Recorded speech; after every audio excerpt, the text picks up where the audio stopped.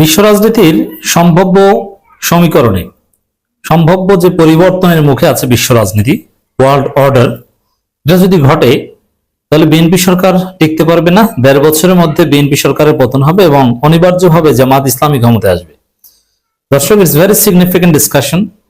বিশেষ করে মধ্যপ্রাচ্যে যে উত্তেজনা, যুক্তরাষ্ট্র ইসরায়েলের যে হামলা ইরানের উপর, হরমুজ প্রণালী কার্যত বন্ধ এবং যুক্তরাষ্ট্রের যে ইকোনমিক হেজিমনি ওয়ার্ল্ড ওয়াইড সেটা ভেঙে পড়ার উপক্রম এবং চাইনিজ মুদ্রায় লেনদেনের যে একটা প্রবল সম্ভাবনা, সব মিলিয়ে এই সংক্রান্ত সমীকরণ বাংলাদেশের রাজনীতিকেও পাল্টে দিবে। দর্শক, আপনারা জানেন যে বাংলাদেশে বিএনপি কিভাবে ক্ষমতা এসেছে। বাংলাদেশে বিএনপিকে ক্ষমতা এনেছে দুইটা লেয়ার, এক সিভিল মিলিটারি ব্যুরোক্রেসি। তবে civil military bureaucracy is driven by world power, বিশেষ করে সুপার পাওয়ার, মাঝে মাঝে গ্রেট পাওয়ার। এর মানে বাংলাদেশের সিভিল মিলিটারি ব্যুরোক্রেসি যুক্তরাষ্ট্র বা আমেরিকার মাধ্যমে কাজ করেছে এবং তাদের কথায় বিএনপিকে ক্ষমতা এনে দিয়েছে, যার ফল আমরা দেখছি ডক্টর খলিলুর রহমান পররাষ্ট্রমন্ত্রী। হ্যাঁ, ইটস রিয়ালিটি, অতীতে এটা হয়েছে। জামাত যেটা জানে না তা না, জেনেও তাদেরকে মানতে হয়েছে। জামাত চেষ্টা করেছে, জামাতের লাইন একটু ভিন্ন ছিল। জামাত চীনের সাথে অতি ঘনিষ্ঠ হয়ে গিয়েছিল, চীন জামাতকে চুজ করেছিল, কিন্তু চীন আসলে দুর্বল খেলোয়াড়, শেষ মুহূর্তে পারে না। জামাত ব্যালেন্স করার চেষ্টা করেছিল, যুক্তরাষ্ট্রের সাথে ভালো সম্পর্ক রেখেছিল, যুক্তরাষ্ট্র জামাতের হাত ধরতেও চেয়েছিল, কিন্তু ভারত শেষ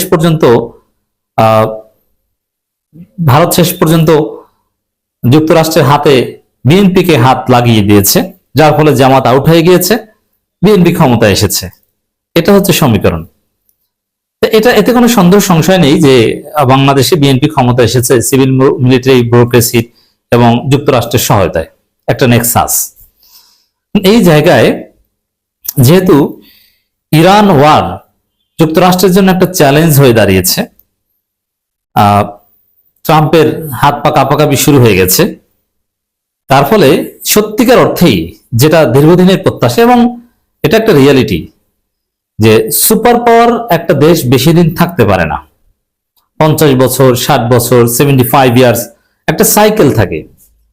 আসলে যদি যুক্তরাষ্ট্রের সাইকেলের মেয়াদ শেষ হয়ে যায়, ইরান ওয়ারে যদি যুক্তরাষ্ট্র ধরা খায়, কঠিন ধরা হবে এবং এর মধ্য দিয়ে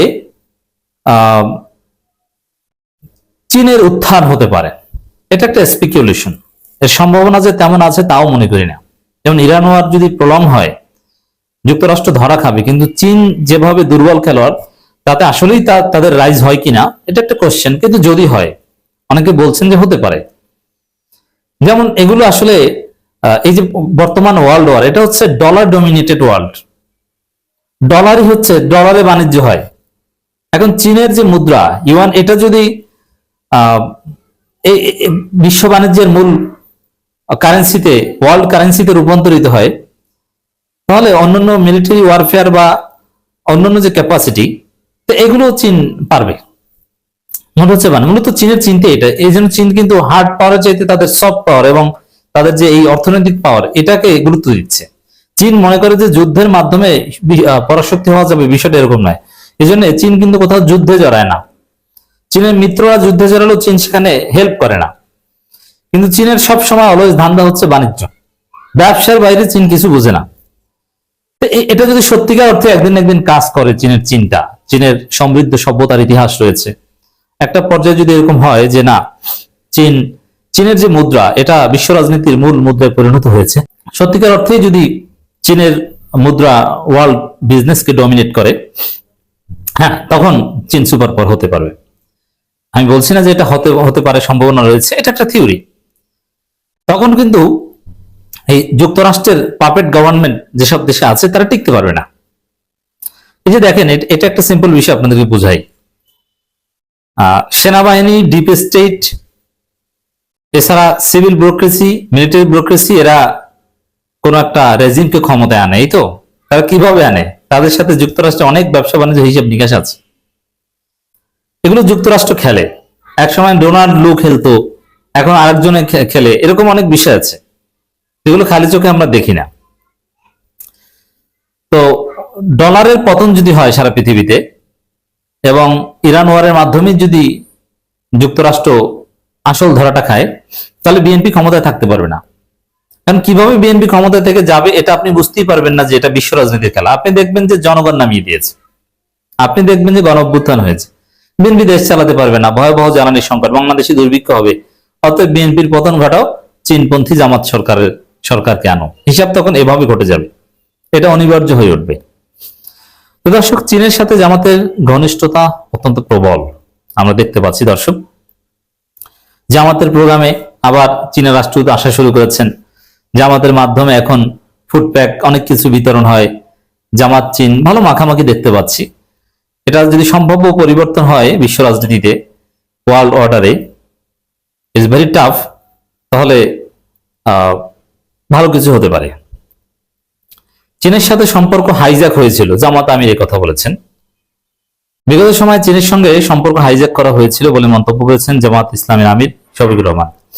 কিন্তু বিএনপি সরকার ইউএস ওরিয়েন্টেড সরকার, আর বিএনপি সরকারের যে সক্ষমতা, তাতে চীনের সাথে সম্পর্ক একদম হাইজ্যাক করতে পারবে না, সেই সুযোগ নাই।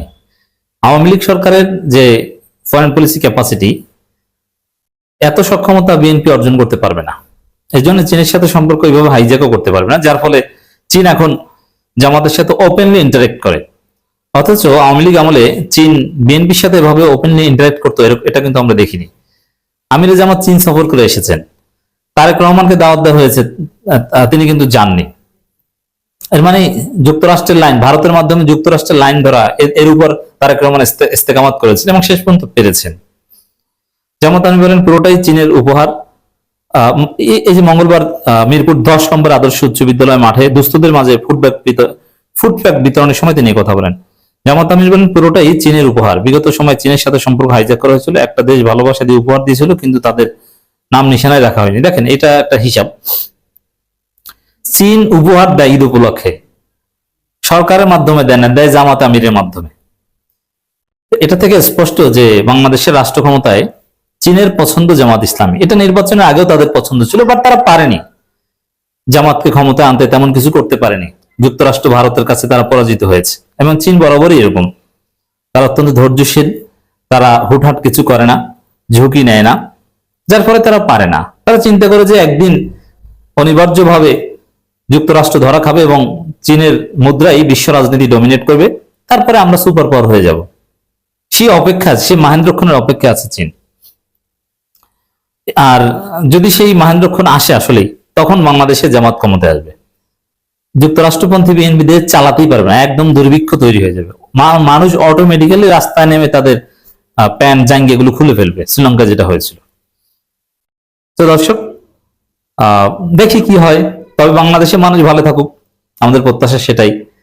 বড় ধরনের কোনো দুর্ভিক্ষ না আসুক, গণতন্ত্র স্থিতিশীল হোক, নির্বাচনের মাধ্যমেই ক্ষমতা হস্তান্তর হোক, এটাই চাওয়া।